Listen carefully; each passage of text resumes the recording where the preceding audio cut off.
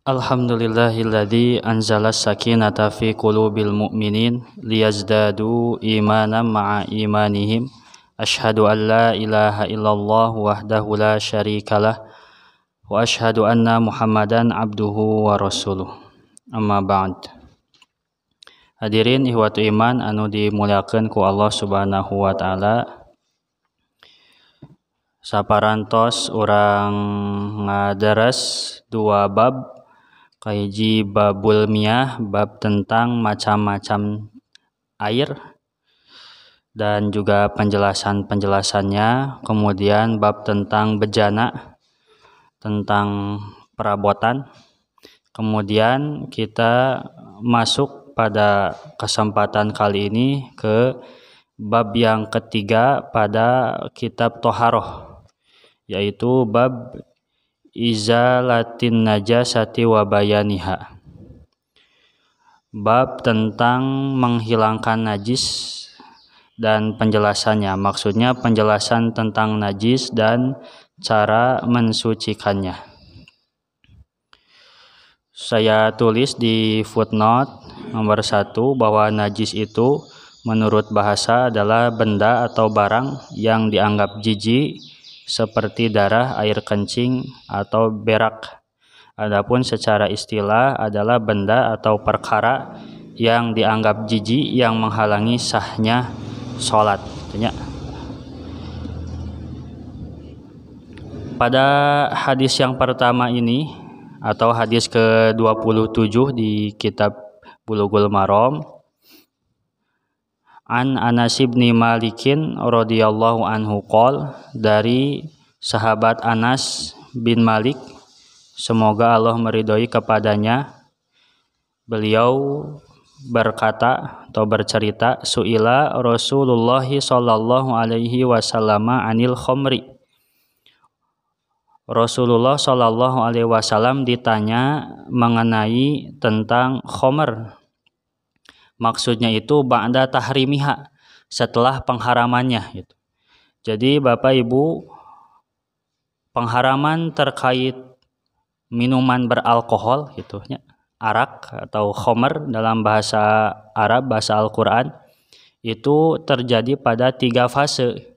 Fase yang pertama di dalam surah Al-Baqarah, yas'alunaka 'anil khamri qul fihi ma itsmun kabir wa manafi'u linnas gitu. Jadi pertama-tama tidak langsung diharamkan, tapi dijawab oleh Allah bahwa khamar itu dosanya itu lebih banyak atau madorotnya itu lebih banyak, tapi dia ada manfaat gitu untuk orang yang meminumnya.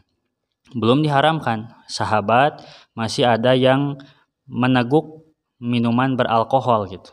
Kemudian turun lagi ayat yang kedua di surat yang mana ya, itu baru menjelaskan tentang khamr itu lebih baik ditinggalkan, baru nanti masuk ke surat di Al-Maidah, ya ayyuhalladzina amanu innamal khamru wal maisir wal ansab wal azlam rijsum min amalis syaiton gitu. Bahwa wahai orang-orang yang beriman, bahwa khamar, maisir, perjudian, ansab, jadi mengundi nasib, wal azlam sama rijsun min amalis syaiton. Rijsun itu kotor atau jijik gitu, kotor dan termasuk dari amal setan. Maka di sana sudah mulai diharamkan khamar, sehingga para sahabat itu tidak ada lagi yang setelah minum khamar mereka sholat gitu, ta'ayadi gitu. Jadi betul-betul ketika sholat itu steril daripada minuman-minuman tersebut gitu. Nah, terjadi ketika khamar itu sudah diharamkan, maka sahabat ada yang bertanya, tuttakhadhu khallan, bolehkah khamar tersebut dijadikan cuka? Qala, Nabi menjawab, la, tidak boleh. Hadis ini diriwayatkan akhrajahu Muslimun oleh Imam Muslim dan Tirmizi waqala. Kemudian Imam At-Tirmizi mengomentari hasanun sahihun, hadisnya hasan sahih.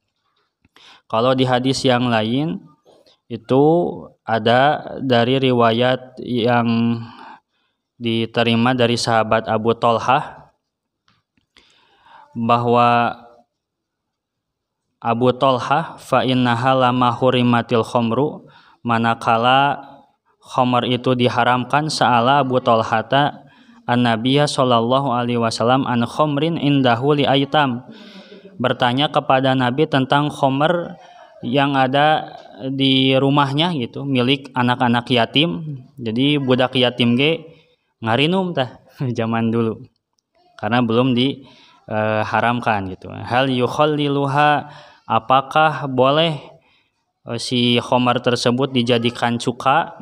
Fa amarahu bi iraqatiha, maka Nabi memerintahkan untuk membuangnya gitu, menumpahkannya. Akhrajahu Abu Daud wa Tirmizi, diriwayatkan hadis tersebut oleh Abu Daud dan At-Tirmizi.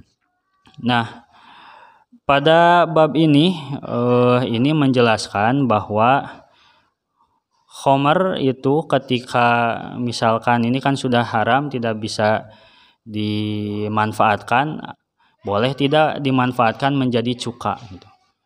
Maka jawaban Nabi tidak boleh. Nah, Bapak Ibu, suatu benda itu ketika dia ingin dibuat cuka, maka harus melewati dua tahap gitu.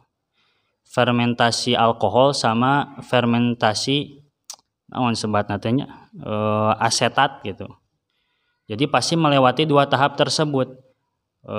Misalkan benda-benda yang menjadi bahan dasar cuka itu ada anggur, apel, buah-buahan gitu.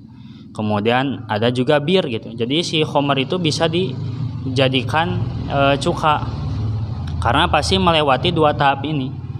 Misalkan di buah-buahan, anggur atau apel gitu, itu difermentasikan mungkin zaman sekarang dengan berbagai cara atau metode gitunya, dengan sistem atau mesin yang lebih canggih gitu. Jadi fermentasi pasti melewati dua tahap itu, fermentasi alkohol dulu gitu. Si apelnya nanti mengandung zat-zat yang ya alkoholan lah gitunya. Kemudian baru setelah itu dia masuk ke fermentasi kedua, asetat gitu, baru menjadi cuka gitu. Nah, di MUI sendiri, di fatwa MUI tahun 2018 itu dikatakan bahwa terkait makanan, minuman atau pernak-pernik, obat-obatan yang dia itu mengandung alkohol itu tidak haram gitu, asalkan dalam pengerjaannya nanti tidak dicampuri oleh barang yang haram dan najis gitu. Karena nanti ada khamar yang alkohol non khamar, ada alkohol khamar gitu. Janten simpel nama kia tuh. Jadi setiap benda yang menjadi dasar untuk menjadi cuka itu pasti melewati tahap alkohol gitu. Ini sering kalang kabut di kalangan masyarakat awam terkait perbedaan alkohol dengan minuman beralkohol. Itu teh benten gitu, Ibu. Nah, nanti ada misalkan di minyak wangi gitu kan, mengandung alkohol gitu. Pami disemprotkan di anggo sholat, misalkan kanggo bapak-bapak Jumatan nganggo minyak wangi, pekte ada kandungan alkohol, apakah boleh tidak? Atau misalkan jadi sah tidak sholatnya? Sah dan tidak ada halangan gitu. Karena memang itu zat senyawa dan tidak dipakai untuk memabukkan gitu. Jadi yang dimaksud dia itu berubah jadi khamar, tetapi perbedaannya tipis gitu. Kata para ulama, itu ketika si bahan dasarnya tersebut memang tujuannya itu untuk dibuat khamar atau tidak gitu. Penjelasan dari MUI. Jadi ketika si apel tersebut memang diniatkan untuk dibuat memabukkan gitu, untuk diminum memabukkan, maka jadi haram gitu. Atau nama langsung saja bungkelekana lembaga atau pabrik yang memang dia memproduksi minuman-minuman beralkohol gitu, itu sudah jadi haram gitu, karena memang niat di awal ya kan untuk jual beli produk haram tersebut gitu. Tapi ketika si cuka itu atau bahan dasarnya itu misalkan anggur, apel, dia itu melewati fermentasi tadi mengandung alkohol, itu tidak serta-merta menjadi haram gitu. Karena eta mah jadinya senyawa gitu, zat gitunya. Saya kurang mahir lah gitunya dina masalah bab IPA atau eta nya gitu. Jadi pada intinya nanti si alkohol ini memiliki banyak sekali namanya gitunya mun urang mah sub-sub kelompok gitu. Nanti ada sebatna teh naon etanol gitunya, metanol, betanol gitu ya. 00 gitulah mana. Nah, itu nanti yang biasa dipakai untuk bahan makanan atau pengawet itu biasanya etanol gitu. Sedangkan metanol, betanol itu tidak dipakai untuk pengawet atau bahan atau bumbu lah gitunya, bumbu masakan itu karena dia itu mengandung racun gitu. Nanti di MUI sendiri saya coba baca-baca tadi di lembaga sebatnya LPPM itu lah gitunya. Itu nanti ada kriterianya juga gitu ketika si khususnya minuman, karena kan ini si alkohol ini memabukkan ketika diminum kan gitu. Maka ketika dia itu dipakai bumbu masakan itu tidak hanya mungkin merubah jadi asam kan gitu. Jadi asam gitu. Jadi lebih berasa lah gitu, berasa asamnya gitu. Ini ketika dia jadi minuman maka di MUI fatwanya itu tidak boleh lebih daripada kandungannya itu tidak boleh lebih daripada 0,5% gitu.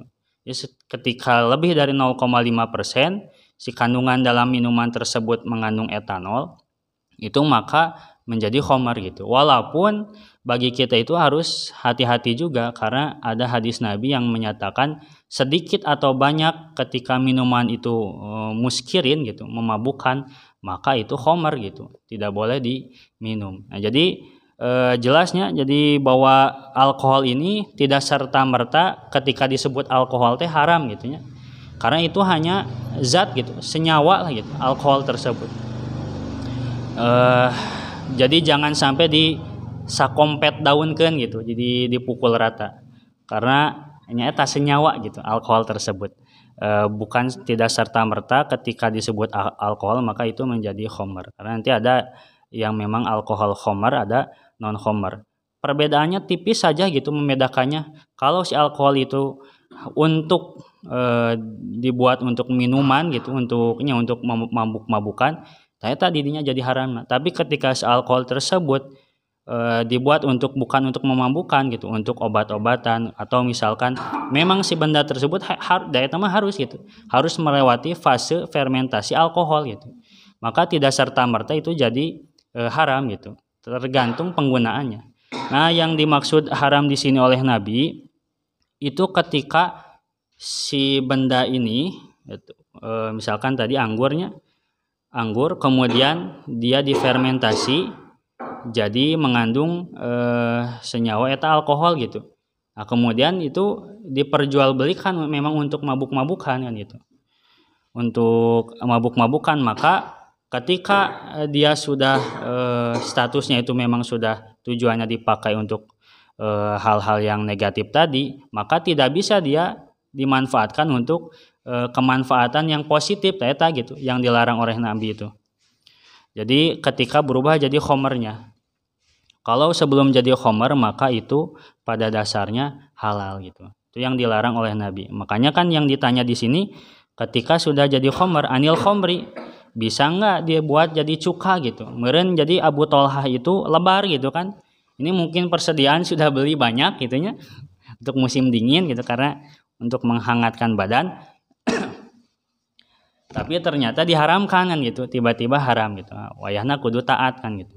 Nah, maka boleh tidak, ternyata tidak boleh. Akhirnya ya harus dibuang kan gitu. Karena ya sudah jadi khamar, karena pada dasarnya di pabrik nawae memang sudah bertujuan untuk diedarkan sebagai produk memabukkan kan gitu. Tidak boleh satu produk yang haram kemudian dia dimanfaatkan untuk suatu hal yang positif dalam hal yang tadinya dalam hal yang khamar. Nanti banyak pengecualian pada bab yang lain.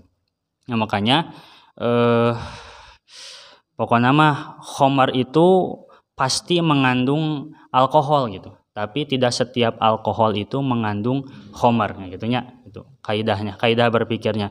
Setiap khamr itu pasti mengandung alkohol. Makanya minuman beralkohol gitu. Tapi tidak setiap alkohol itu mengandung atau bisa disebut khamr gitu ya. Karena dia itu senyawa. Makanya di sini saya tulis fusiro atau fasaro ittikhadha bil ilaj laha waqad sara khamron. Jadi yang dimaksud dalam hadis ini yang ditanyakan oleh seseorang tersebut itu ketika si araknya itu dirubah jadi cuka untuk berobat untuk dijadikan obat. Maka manakala Abu Thalhah bertanya kepada Nabi dari khamr tersebut boleh tidak dijadikan cuka atau dijadikan obat, maka fatwa dari Nabi itu tidak boleh.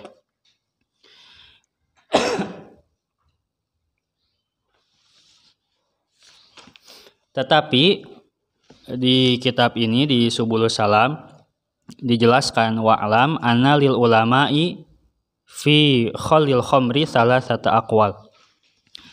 Hanya karena satu hadis ini para ulama itu berbeda pendapat terkait hukum cuka yang berasal atau lahir dari khamr.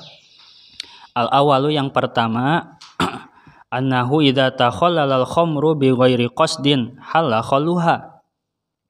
Jika menjadi cuka khamr itu dijadikan cuka dengan dengan tidak sengaja gitu. Jadi memang dia berubah dari bahan dasarnya anggur misalkan dengan sendirinya atau tidak misalkan dari pohonnya gitunya, dari tanamannya sudah lama tidak terurus kemudian tertampung di satu wadah gitu. Tiba-tiba dia berfermentasi sendiri, maka itu halal katanya gitu. Wa idza khullilat bil qasdi haruma khalluha. Tapi kalau memang sengaja untuk difermentasikan jadi alkohol itu jadi haram. Itu pendapat yang pertama. Ada pendapat yang kedua, asani tahrimu kulli khallin tawallada min khamrin mutlaqan. Aya anu memang mengharamkan secara mutlak setiap cuka yang lahir dari khamr gitu. Mutlak sama haram. Seperti tadi yang kita bahaskan gitu. Kalau memang itu si cukanya memang langsung dibuat dari khamr ya tidak boleh gitu. Beda ceritanya kalau memang dari bahan dasarnya, karena pasti melewati fermentasi tadi, dua tahap tadi, fermentasi alkohol, yang kedua fermentasi asetat gitu. Yang ketiga, anal khalla halalun ma'a taulidihi minal khamri, bahwa cuka itu halal walaupun dia itu lahir dari khamr, sawaun kusida amla, sama saja disengaja atau tidak. Illa anafa ilaha athimun intarokaha ba'da ansorot khamron. Jadi dosa kalau si pembuatnya itu ketika sudah dia menjadi khamr kemudian didiamkan gitu. Itu asilillah majruhul adalati, itu jadi doraka ke Allah dan membuat luka dalam jadi tidak berakhlak lah gitu. Li adami iraqatihi laha hala khamriyatiha fa innahu wajibun kama dalalahu hadis Abi Thalhah. Karena ada hadis Abu Thalhah yang memerintahkan ketika memang sudah jadi khamr ya harus dibuang saja gitu. Tidak boleh didiamkan gitu. Ya, pada intinya ketika ada perbedaan pendapat tersebut, itu mindset yang harus dipakai oleh kita bukan berarti para ulama itu jadi saling menjatuhkan, tidak gitu. Ketika terjadi perbedaan pendapat pada suatu dalil gitu, pada suatu permasalahan, itu justru menunjukkan khazanah keilmuan Islam yang memang luas gitu. Karena perbedaan itu keniscayaan itu pasti saja gitu. Cuman nanti bagaimana metode cara menyampaikan suatu urusan, suatu permasalahan itu lebih baik dengan tahlili gitu. Jadi metode analisis gitu. Makanya sejauh pembacaan saya di buku-buku atau tulisan-tulisan guru-guru besar di Persatuan Islam itu mereka ketika menulis satu bab atau permasalahan itu pasti menggunakan metode tahlili. Contohnya kan Ahmad Hasan saja di soal jawabnya itu pasti tahlili gitu. Analisis, tidak menyinggung, tapi ketika disinggung maka dia akan balik menjawab dengan tahlili, metode tahlili. Nah, sayangnya di kita apalagi hari ini gitu, kalau Bapak Ibu bermain media sosial itu kan sudah jadinya terjadi polarisasi lagi gitu kan. Di media sosial kan enak rame teh diadukeun antara Salafi Wahabi jeung Aswaja gitunya. Jadi saling mencerca gitu. Nah, ini kita jangan sampai masuk pada hal tersebut, karena ketika ada terjadi perbedaan pendapat tersebut itu menunjukkan khazanah keilmuan Islam yang sangat luas gitu, dengan berbagai metodologi gitu. Metode yang dicapai untuk memahami satu permasalahan. Nah, bagi kita sebagaimana yang dijelaskan tadi bahwa memang tidak serta-merta gitu alkohol tersebut itu menjadi khamar, karena memang itu adalah senyawa zat gitu.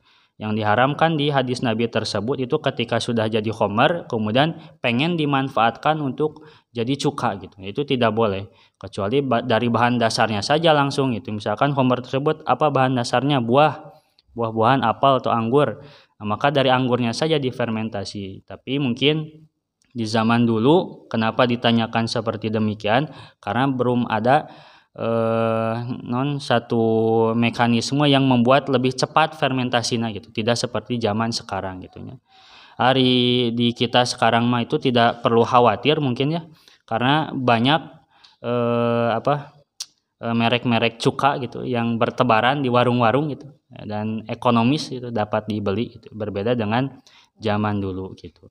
Jadi bisa dibeli dengan harga murah lah gitunya, dengan berbagai merek gitu. Ada yang memang secara natural, ada yang memang instan gitu cukana. Jadi mudah lah gitu kita, tidak menjadi permasalahan. Cuman ini menjadi kehati-hatian, jangan sampai ketika ada orang yang mengatakan nih si bir ini bisa dimanfaatkan jadi cuka halal, itu tidak betul gitu. Karena Nabi sendiri yang melarang. Kemudian hadis berikutnya,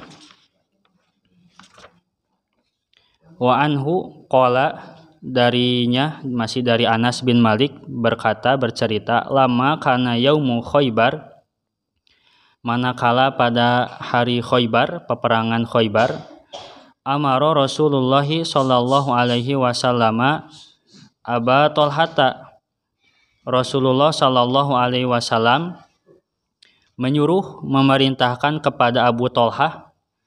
Fanada, maka Abu Tolhah dia berseru, innallaha wa rasulahu yanhayanikum an luhumil humuril ahliyati fa innaha rijsun. Sesungguhnya Allah dan Rasulnya melarang kalian dari memakan daging keledai negeri atau keledai piaraan, fa innaha rijsun, karena sesungguhnya dia itu rijsun, kotor, jijik, menjijikan. Muttafaqun alaih, diriwayatkan oleh Imam Al-Bukhari dan Muslim. Pada hadis yang kedua ini menjelaskan terkait makanan. Kalau tadi menjelaskan terkait minuman, maka sekarang makanannya.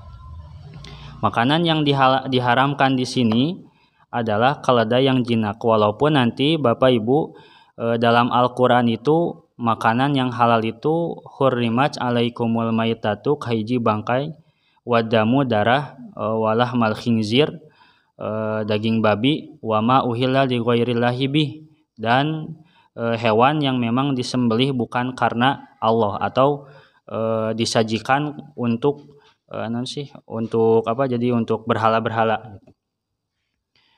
Nah, nanti di hadis Nabi itu ditambahkan ada beberapa hewan atau makanan yang diharamkan. Saya catat di sini ada 6. Pertama ada keledai jinak, yang kedua ada binatang buas bertaring, ada burung yang bercakar, yang cakarnya itu dipakai memangsa. Karena nanti ada yang bercakar si burungnya tapi halal dimakan, seperti ayam jago kan, itu bercakar. Kemudian ada hewan jalalah. Hewan jalalah itu hewan yang memakan kotoran gitu. Bisa jadi kambing, ayam, sapi ketika mereka memakan kotoran itu jadi haram gitu. Jadi masuknya itu kategori hewan jalalah gitu. Maka harus hati-hati gitu ketika nanti Idul Kurban gitu. Takutnya si kambingnya itu atau sapi itu memakan kotorannya sendiri, itu jadi hewan jalalah gitu. Atau memakan kotoran lain lah gitu, misalkan ada kotoran atau yang benda-benda najis dimakan oleh dia, maka itu jadi haram gitu. Makanya ada hadis Ibnu Umar itu pernah mengkarantina gitunya, mengkarantina si hewan ya gitu, sapi atau kambing selama 3 hari karena ternyata terdeteksi si binatang piaraannya ini memakan makanan yang najis gitunya, haram gitu. Maka dikarantina oleh Ibnu Umar selama 3 hari, dikasih makanan yang bersih maka dia tidak haram lagi gitu. Karena sudah steril lah dari badannya itu benda-benda atau makanan yang najisnya gitu. Kemudian ada setiap hewan yang diperintahkan syariat untuk dibunuh, itu tidak boleh dimakan gitu.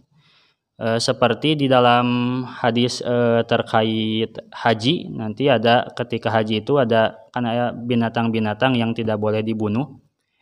Ketika berihram itu tidak boleh membunuh binatang, tapi ada yang boleh dibunuh. Disebut oleh Nabi itu hewan fasik, diantaranya itu ada tikus gitu, kalajengking, rajawali, burung rajawali, burung gagak, dan juga anjing galak gitu. Nah, ini kan hari di orang teh di Cina ya gitu, memakan makanan teh tikus kalajengking kan gitunya gitu. Nah itu tidak boleh. Kalau kelawar mungkin nanti perlu diteliti ulang gitunya, apakah boleh atau tidak. Nah, ini yang jelas-jelas kan kadang-kala nggak tahu di Indonesia apakah menjual gitunya.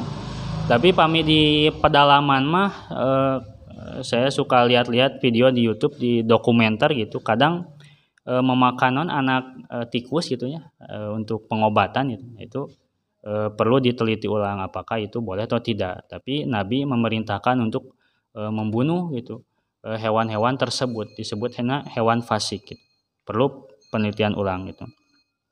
Kemudian yang keenam, setiap hewan yang dilarang syariat untuk dibunuh, seperti misalkan semut gitu. Tapi tidak makan semut, tapi ada gitunya. Pernah melihat video dokumenter di si semutnya itu digoreng, semut banyak digoreng dimakan gitu. Lada merenya gitu, lada terkadang ngangge sambal gitu. Lebah gitunya, lebah ada surat tersendiri kan di Al-Qur'an, siraru gitunya. Nah itu perlu dianalisis ulang apakah siraru misalkan termasuk hewan-hewan tersebut gitu atau tidak gitu. Burung hudhud gitu tidak boleh karena kan hudhud pendahulunya punya jasa kan gitunya kepada Nabi Sulaiman kan, burung hudhud. Kemudian burung surod terang nu kumahanya tah can ditinggal teh.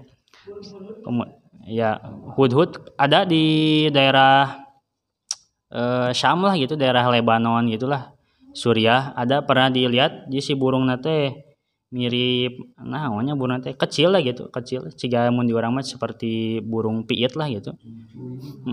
Hampir sama ciga gitulah gitu, kecil dan unik lah gitu suaranya juga, burung hudhud. Kemudian katak gitu. Tadi kita kadang ada sate katak nih gitu. Nah, itu perlu karena memang setiap hukum itu kadangkala dia itu tidak serta-merta jadi haram gitu. Karena nanti ada hukum yang memang dia itu bersifat ta'abudi dan juga ada ta'akuli atau bahasa lain nama i'tiqadi ijtihadi gitu.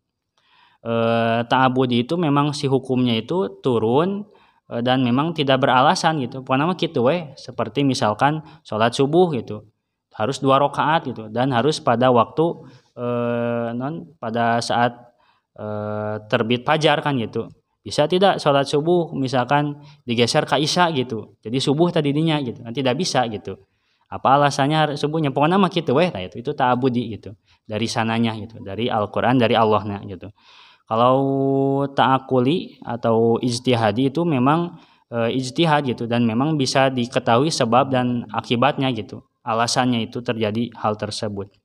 Nah, membahas terkait hadis yang ke-28 ini, dalam kitab ini dijelaskan itu nanti seperti ketika tadi saya meneliti hadis ini gitu.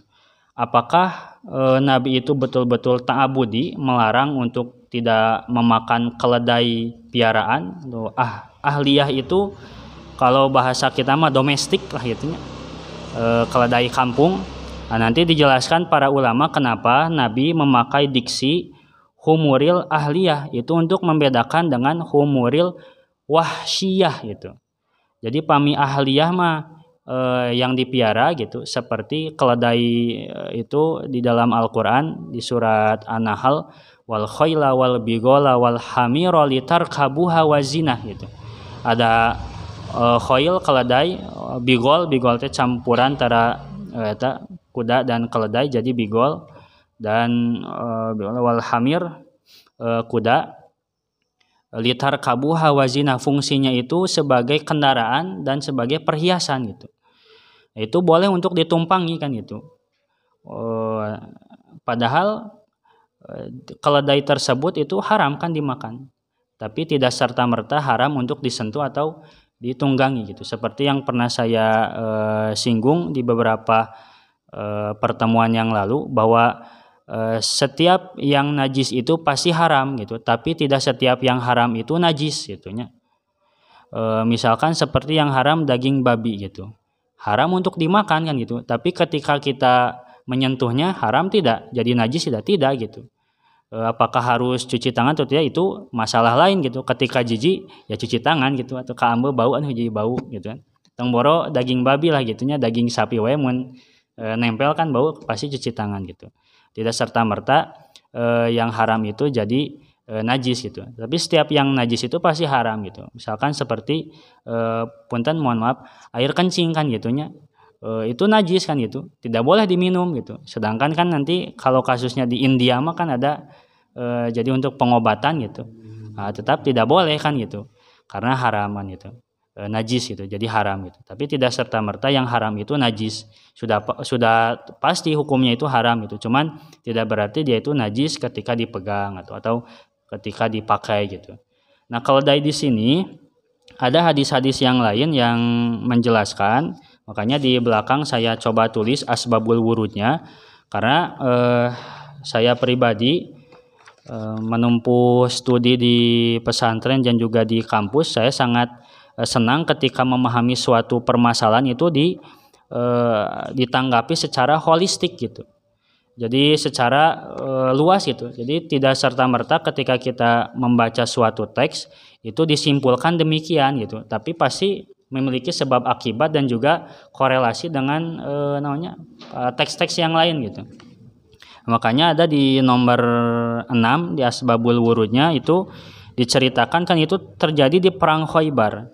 Sedangkan ketika perang Khaybar itu terjadinya walaupun bukan musim paceklik gitu, tapi memang para sahabat itu kan kewalahan gitu, bahkan hartanya habis gitu, tidak ada lagi yang bisa dimakan. Nah, kalau misalkan yang tersisa pada waktu itu adalah keledai, kemudian si keledainya itu dimakan, eta tunggangan naik naon gitu kan.